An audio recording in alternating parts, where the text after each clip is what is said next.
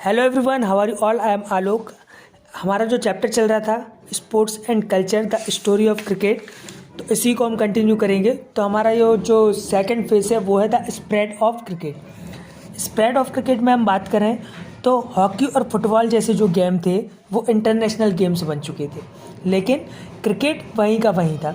ये सिर्फ एक कॉलोनियल गेम बन के रहा, मतलब कि जो उन कंट्रीज़ में ही सीमित रहा जहाँ पर ब्रिटिश गवर्नमेंट जो थी वो रूल कर रही थी। जैसे अपन बात करें इंडिया की, वेस्ट इंडीज़ की, है ना, south Africa, Zimbabwe, Australia, New Zealand, मतलब जहाँ जहाँ भी अंग्रेज़ों का राज था क्रिकेट सिर्फ वहीं खेला जाता था। अब ऐसा भी था कि जो ब्रिटिश ऑफिसर्स थे वो कॉलोनी तक इस गेम को ले तो गए, लेकिन उन्होंने कुछ एक्स्ट्रा एफर्ट नहीं लगाया इस गेम को स्प्रेड करने में। अब होता क्या था कि जैसे जो लो कास्ट के लोग हैं या फिर जो नीचे जाति के लोग हैं उनको क्रिकेट खेलने नहीं दिया जाता था, उनको डिस्करेज किया जाता था कि ये क्रिकेट आप लोगों के लिए नहीं है। तो जो क्रिकेट था वो सुपीरियर सोशल और रेशियल स्टेटस बन चुका था। अब जैसे वेस्ट इंडीज़ की बात करूँ तो वहाँ पे पहली टीम बनी थी जो वो नॉन वाइट पीपल्स की टीम थी। उसमें लाइट स्किन मुलेटोस थे। अब मुलेटोस वो होते हैं जिनके फादर जो हैं वो यूरोपियन हो या माँ हो जो वो कैरेबियन हो, मतलब दोनों में से कोई एक कैरेबियन मूल का होगा या एक यूरोपियन का। तो ये थोड़े लाइट स्किन होते थे, एकदम ब्लैक नहीं होते थे। तो उन्होंने एक अपनी टीम बनाई। अब जो ब्लैक पीपल हैं वो इनफॉर्मल क्रिकेट खेलते रहे, जैसे बीचेस पे, और उनको वहाँ पे जो फॉर्मल वे में क्रिकेट होता था बड़े बड़े स्टेडियम्स में, उनमें उनको खेलना अलाउ नहीं था। अब वेस्ट इंडीज़ में बात करें कि उसकी आज़ादी के time, at the time of independence, तो क्या हुआ कि जो वाइट क्रिकेट एलाइट्स थे, मतलब कि वो पीपल जो यूरोप को बिलोंग करते थे और क्रिकेट खेलते थे, तो उनसे जो क्रिकेट है वो कैरिबियंस में बहुत ज़्यादा पॉपुलर होने लगा। अब जो कैरिबियन थे वो भी अब इसको रेशियल इक्वलिटी मानने लगे थे, एक पॉलिटिकल प्रोग्रेस का रास्ता मानने लगे थे। वो बोलते थे कि अब हम भी क्रिकेट खेलेंगे, हम भी जो है वो ब्रिटिशर्स से कम नहीं है। तो उस टाइम क्या हुआ कि वेस्ट इंडीज़ ने फर्स्ट टेस्ट सीरीज जीती अगेंस्ट इंग्लैंड 1950 में, और इसे नेशनल अचीवमेंट के तौर पे सेलिब्रेट किया।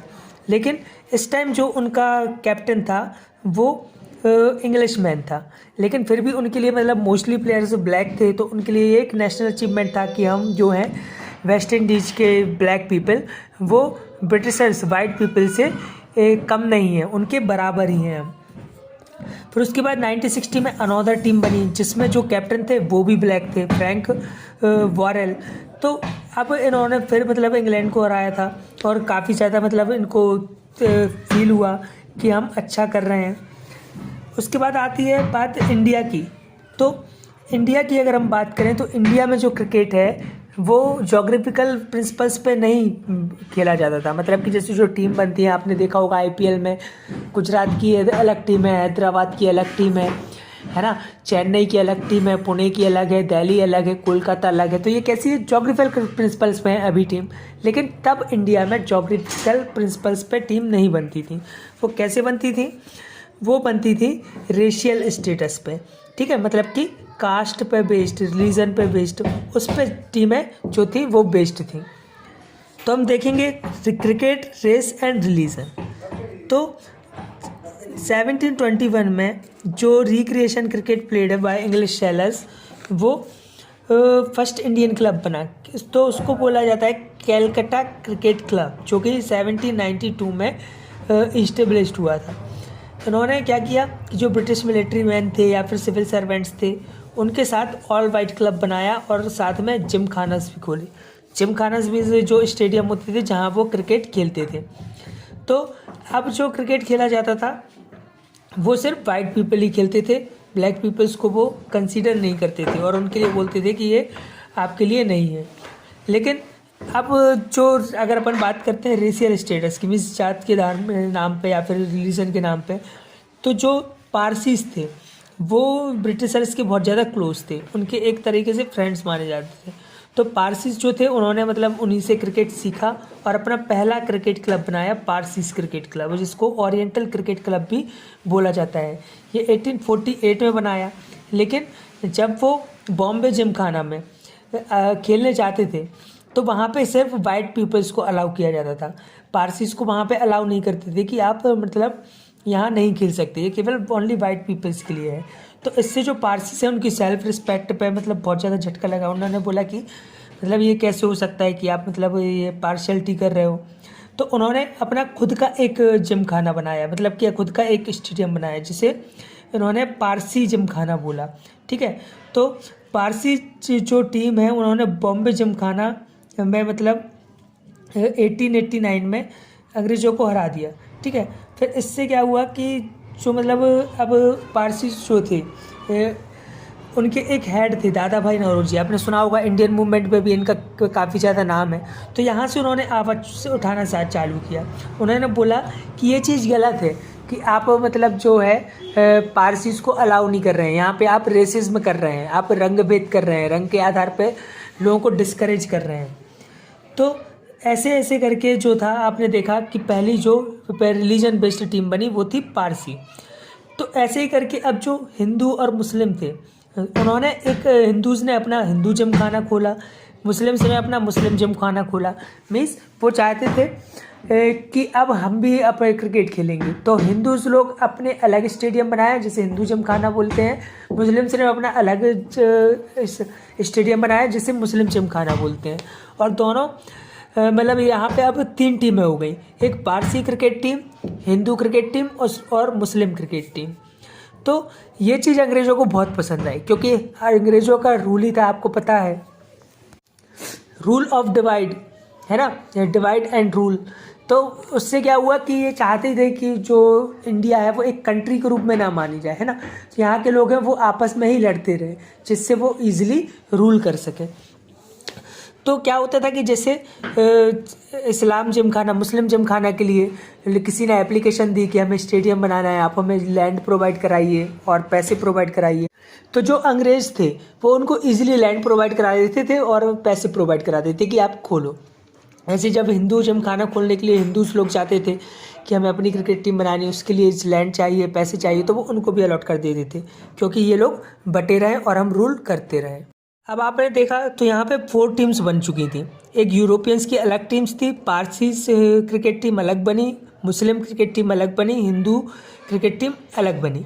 तो इन्होंने क्वाड्रेंगुलर सीरीज़ एक रखी, मतलब कि चारों टीम मिल के साथ में खेलती थी।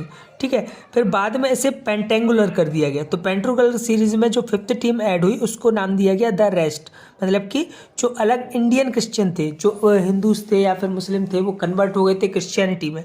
तो इंडियन क्रिश्चियन की एक अलग टीम रखी। विजय हजारे एक क्रिश्चियन थे जो कि रेस्ट टीम के लिए खेलते थे।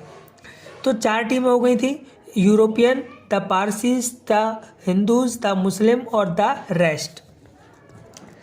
अब जो ये क्रिकेट चल रहा था रेशियल बेसिस पे या फिर रिलीजन के बेसिस पे, तो इस बात को जो उस टाइम के मीडिया थी, जैसे कि प्रिंट मीडिया थी, उसमें बॉम्बे क्रॉनिकल आता था या फिर रेडियो जो था उसमें AFS तलर खान एक कमेंटेटर थे।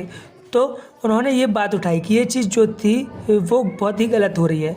महात्मा गांधी ने भी पेंटेंगुलर जो सीरीज़ थी उसको कंडम किया। उन्होंने बोला कि इंडिया में जो है डाइवर्स पॉपुलेशन है और उसके बेसिस पे आप रिलीजन और रेस के बेसिस पे टीमें बना रहे हो, तो ये चीज़ बहुत गलत है, ये नहीं होना चाहिए।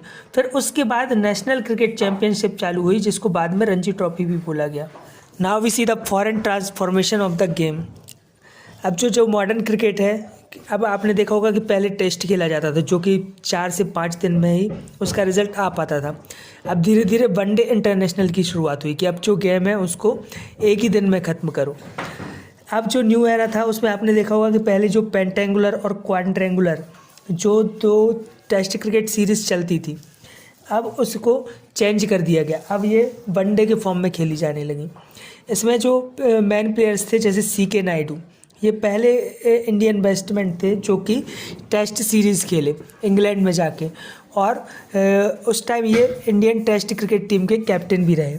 और भी प्लेयर थे जैसे पलवंकर विट्ठल या पलवंकर बालू जो कि लो कास्ट से आते थे, लेकिन उन्होंने अपना क्रिकेट में अच्छा लंबा कैरियर खींचा।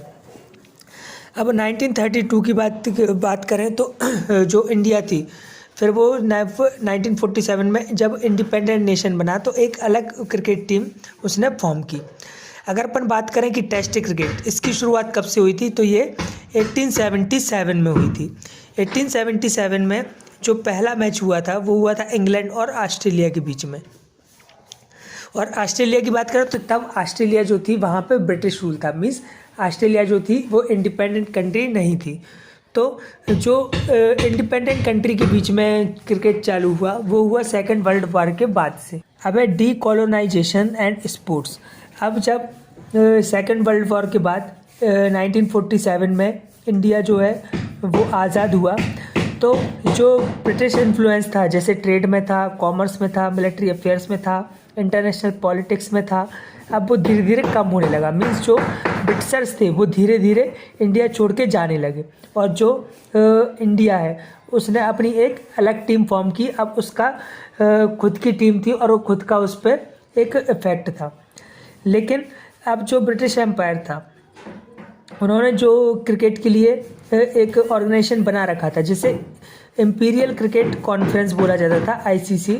अब उसका नया नाम रख दिया इंटरनेशनल क्रिकेट कॉन्फ्रेंस, जो कि डोमिनेटेड थी उसके फाउंडेशन मेंबर से, जो कि मेनली मेंबर्स थे वो इंग्लैंड और ऑस्ट्रेलिया के थे। 1989 तक जो ऑस्ट्रेलिया और इंग्लैंड है उनकी इक्वल मेंबरशिप हो गई आईसीसी पे। अब जो भी रूल्स बनाए जाते थे या फिर जो भी चीज़ें होती थी वो इन दो कंट्री के हिसाब से ही होती थी। अब अगर बात करें 1950s और 1960s में, तो यहाँ पे भी रेशियलिज्म था, मतलब कि रंग भेद पे आधार पर क्रिकेट अभी भी खेला जा रहा था। जो साउथ अफ्रीका थी उसने अपनी टीम में जो ब्लैक पीपल्स हैं उनको रखने से मना कर दिया। उन्होंने बोला कि साउथ अफ्रीका की टीम से जो क्रिकेट खेलेंगे वो केवल वाइट पीपल ही होंगे। तो अब जो दूसरी टेस्ट प्लेइंग नेशंस थे जैसे इंडिया, पाकिस्तान, श्रीलंका, इन्होंने साउथ अफ्रीका को बायकॉट किया। उन्होंने बोला कि हम साउथ अफ्रीका के साथ क्रिकेट नहीं खेल सकते।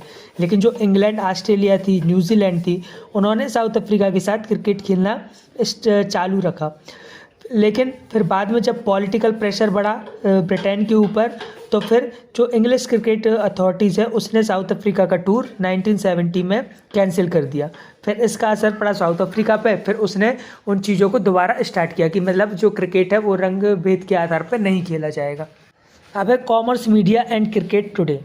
तो 1970s तक हमने देखा कि कैसे क्रिकेट ट्रांसफॉर्म हुआ और जो साउथ अफ्रीका का एक्सक्लूजन है इंटरनेशनल क्रिकेट से, तो कैसे उसमें चीज़ें बदली और ये वहाँ पे रंगभेद ख़त्म हुआ। अब इसका कमर्शलाइजेशन भी स्टार्ट हो गया था। जैसे ऑस्ट्रेलियन टेलीविज़न टाइकून है कैरी पैकर, तो उन्होंने money making potential of cricket, मतलब कि क्रिकेट से पैसा बनाया जाए उस तरीके से कुछ करने का सोचा। तो उन्होंने बोला कि जो क्रिकेट टेस्ट क्रिकेट चलता है अब वो वनडे क्रिकेट होगा, है ना, और वर्ल्ड सीरीज़ क्रिकेट के नाम से उसको बनाया जाएगा। जैसे अभी अपन देखते हैं कि आईपीएल होता है, ठीक है, तो वैसे इन्होंने वर्ल्ड सीरीज़ क्रिकेट रखा, उसमें सभी कंट्रीज़ को इनवाइट किया।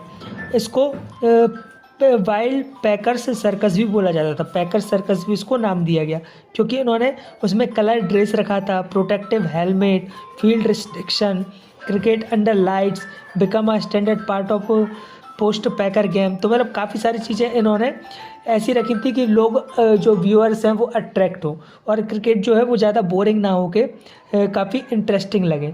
तो उसी हिसाब से जो क्रिकेट बोर्ड हैं वो भी रिच होते गए, है ना। उन्होंने जो अपने टेलीविज़न राइट्स हैं वो टेलीविज़न कंपनीज़ को बेच दिए, बड़े बड़े बोर्ड्स होने लगे, है ना। जैसे आपने देखा होगा कि अपने यहाँ बीसीसीआई फार्म हुआ, फिर उसके बाद उसने धीरे धीरे जो व्यूअरशिप है इंडिया में ज़्यादा है, आप लोगों को पता है कि इंडिया में क्रिकेट कितना ज़्यादा पसंद किया जाता है ना। तो उससे जो अब इंडिया का पावर है वो धीरे धीरे बढ़ने लगा और आईसीसी जो कि लंदन में थी और उस पर सबसे ज़्यादा जो पावर था या फिर उस पर सबसे ज़्यादा कंट्रोल था वो था इंग्लैंड और ऑस्ट्रेलिया का। अब धीरे धीरे इंडिया का होने लगा और फिर इंडिया ने जो आईसीसी है उसको लंदन से दुबई में शिफ्ट किया। अब आपने देखा होगा कि धीरे धीरे जो क्रिकेट है उसमें टेक्नोलॉजी में भी चेंज आया। जैसे कि अब जो सिंपल बॉलिंग फेंकते थे तो अब वो रिवर्स स्विंग या फिर बोले कि स्विंग, उसके बाद दूसरा तो अब पाकिस्तान और जो श्रीलंका के बॉलर्स हैं वो नई बॉलिंग लेके आए। इंडियन बॉलर्स की बात करें तो वो फिंगर स्पिन में माहिर थे, एक नई टेक्निक वो लेके आए। धीरे धीरे जैसे देखा होगा कि जो अंडर हैंडेड बॉलिंग होती है उसको भी यहाँ पे बैन कर दिया गया। इलीगल जो बैंडिंग होती है उसको भी बैन कर दिया गया। अब जो टेक्निक्स थी सारे बॉलर की, अब वो हर जगह एक ही होने लगी, है ना। जो लॉ है वो एक ही लॉ बना दिया गया और उसी में फ्रेम्ड होके सभी को क्रिकेट खेलना पड़ेगा।